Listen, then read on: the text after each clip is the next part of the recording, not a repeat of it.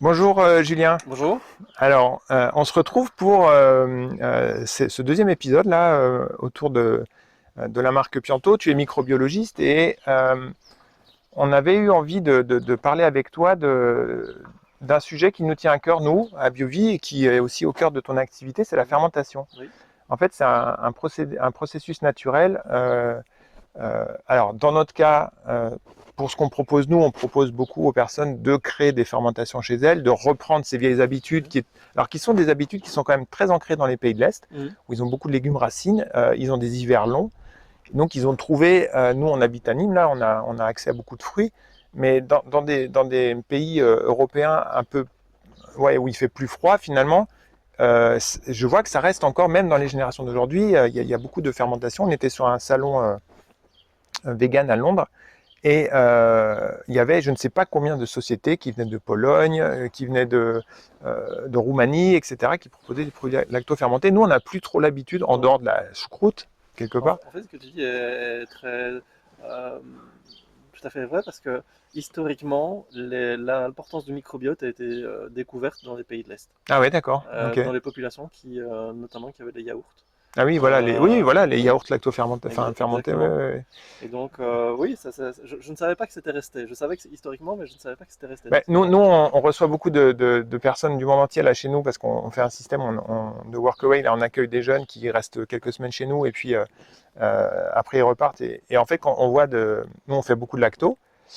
Et donc les Anglais, les Américains, les Canadiens, tous ces gens-là découvrent. Par contre, quand on a des personnes qui viennent des pays de l'Est, des gens de République Ah oui, tchèque par exemple, nous disent ah bah oui oui, ma oui, oui, grand-mère, oui, chez mes parents, c'était comme ça. Donc il y a quand même des traditions européennes autour de la fermentation. exactement. Alors nous on le voit du côté purement alimentaire, mais chez Pianto vous avez bonifié ce process naturel pour créer des mélanges. Alors je ne sais pas du tout comment vous y êtes pris parce que quand on voit la liste d'ingrédients, on se dit mais comment ils ont eu l'idée d'associer ces choses-là et de les faire fermenter. Est-ce que tu peux Oui. nous en parler un petit peu plus? Oui. Alors en fait, la fermentation, c'est vraiment quelque chose d'essentiel. Et on va voir que dans le Piento, on est surtout sur la betterave fermentée. D'accord. Les autres ingrédients que tu vois vont arriver par la suite et ont leur importance, bien sûr. Mais on est vraiment sur de la betterave fermentée. Et on pourrait faire déjà un petit parallèle par rapport à ce qu'on pourrait faire chez soi. D'accord. C'est-à-dire que lorsqu'on regarde la fermentation, comme tu disais très bien dans la vidéo sur le microbiote, la fermentation va apporter de la qualité. Mm. Et ça a souvent été ça qui a posé problème dans le sens où euh, lorsqu'on fermente un aliment, les micro-organismes vont consommer, vont manger Mm. l'aliment. Oui, oui. Et donc intuitivement, on se dit, mais on va perdre Oui, oui. de la quantité d'aliments.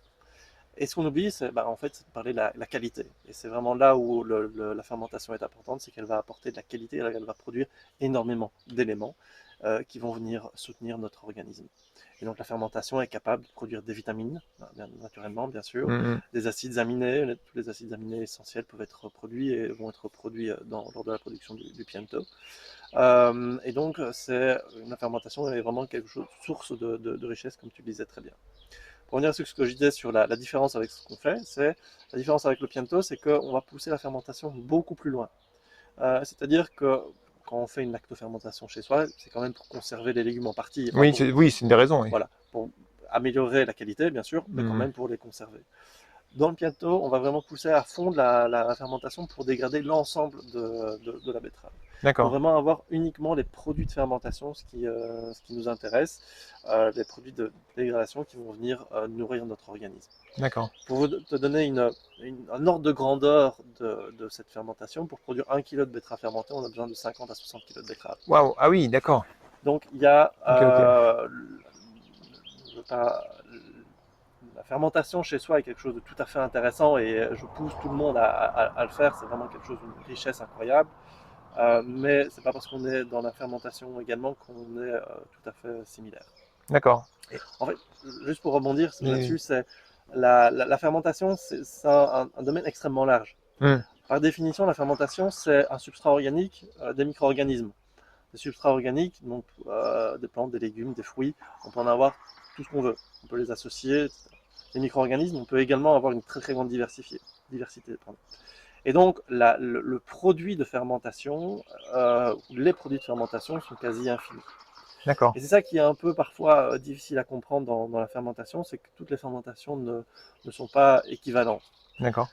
Pour expliquer cela, je prends souvent un exemple très, très frappant. En deux images. La première image, on va avoir des bocaux de lactofermentation, de légumes lactofermentés. Et de l'autre côté, on va avoir du vin, du pain, du fromage. Oui, qui sont issus de la fermentation quelque part. Exactement. Ils sont tous issus de la fermentation. Mais on se rend bien compte intuitivement que ça n'a pas forcément la même Hmm. valeur, que ça n'a pas Hmm. forcément la même qualité. Et c'est en ça que la fermentation parfois est un peu nébuleuse, où il y a beaucoup de choses et parfois difficile de s'y retrouver. C'est pour ça que je pensais que c'était intéressant de pouvoir en discuter. D'accord. Et quand tu me dis on prend 50 kg de betterave et on obtient 1 kg de résultat de fermentation, Oui, en fait, est-ce que euh, comment tu compares? En fait, c'est une sorte de prédigestion finalement, mais très très poussée. exactement. Euh, comment on arrive à, enfin, donc en fait, les bactéries vont aller consommer la matière première quelque part, les chaînes carbo. Enfin, comment ça se passe Oui, exactement? bah exactement comme tu l'as dit, les chaînes carbonées vont être consommées par les micro-organismes. On va produire des déchets qu'on ne pourra pas récupérer, comme le CO2 par exemple, Mhm, qui d'accord. est produit.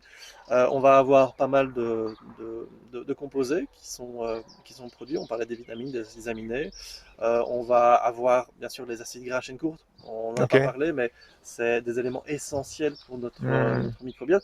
En fait, c'est considéré comme des déchets pour les bactéries, mais ça va être le substrat pour notre organisme. Hmm.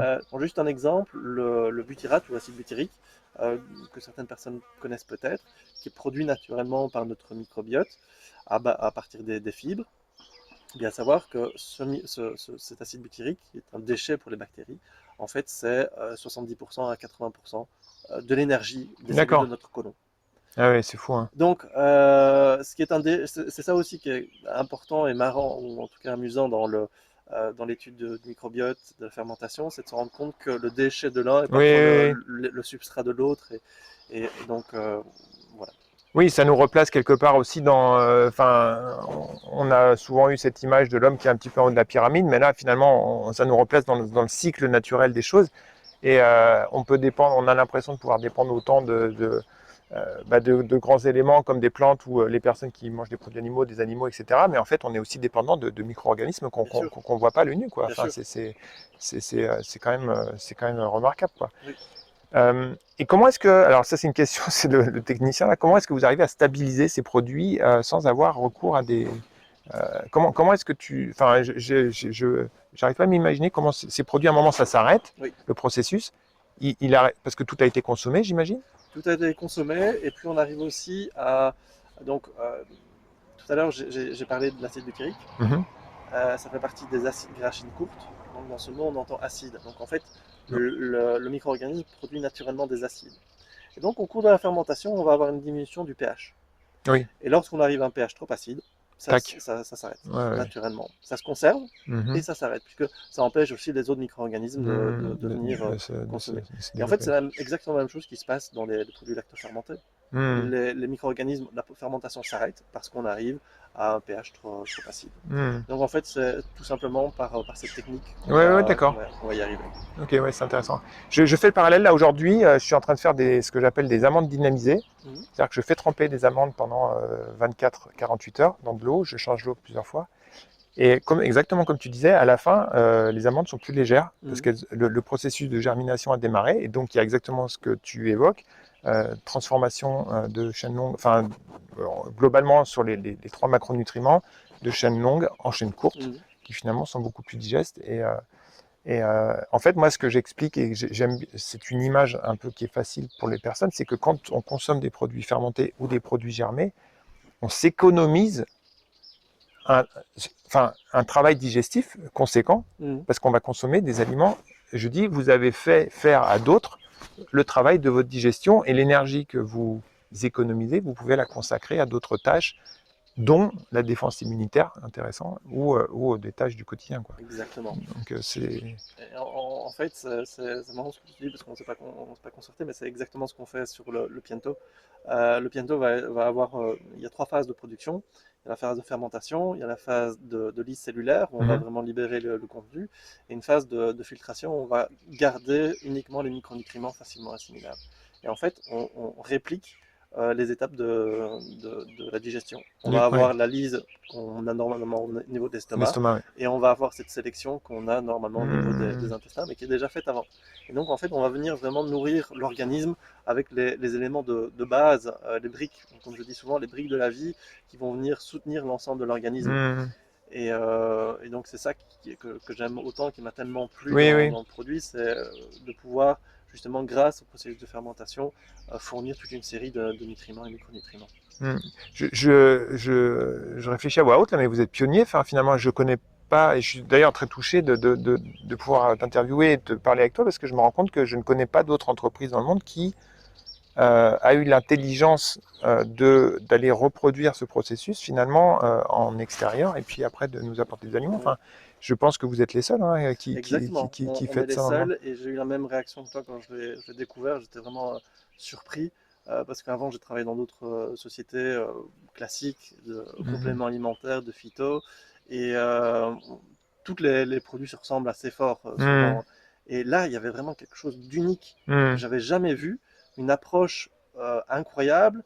Et en fait, il faut savoir que pour reproduire faire le produit, entre le moment où on reçoit les matières premières et le moment où on sort, il y a un an qui s'écoule. Ah oui, d'accord. Parce que la fermentation déjà prend beaucoup de temps, Mhm. c'est des étapes assez complexes. Je ne vais pas rentrer dans les détails, on passe par différents stades pour vraiment essayer de tirer la quintessence de la fermentation. Et en fait, c'est beaucoup trop long pour la majorité des sociétés. Oui, oui, oui, Euh, non, complètement. le temps, c'est de l'argent, et Et donc non, non, mais quelque chose qui prend un an à produire, non. je suis non, tout à fait. Ouais, ouais. Ouais, et là, c'est pareil, moi, mes amandes que je fais, ben, oui, nous, on en fait 2 kilos et puis on en a pour plusieurs mois. Mais tout prend du temps et en fait, voilà. Mais par contre, la qualité, elle est au rendez-vous et ça me donne envie de vous rendre visite dans les laboratoires par curiosité Ah scientifique bah, quand tu veux. parce que c'est vrai que je trouve ça vraiment remarquable. Ah oui. Ok, Euh, écoute, je te remercie beaucoup, Julien, bah, merci. d'avoir parlé de ça. Et puis, on va se retrouver un petit peu. Non, c'est Aurélie qui va venir parler avec toi des produits parce qu'en fait, c'est elle. Elle a une nettement meilleure connaissance des produits que moi. Moi, j'en prends, Mhm. j'en consomme. La bouteille de Pianto est toujours sur le comptoir de la cuisine, mais c'est vraiment elle voilà, qui connaît ça mieux et qui a même envie d'en mettre dans des recettes crues. Donc, comme il n'y aura pas de Ah oui, pasteurisation, voilà, elle aime bien expérimenter en cuisine, quoi. parfait.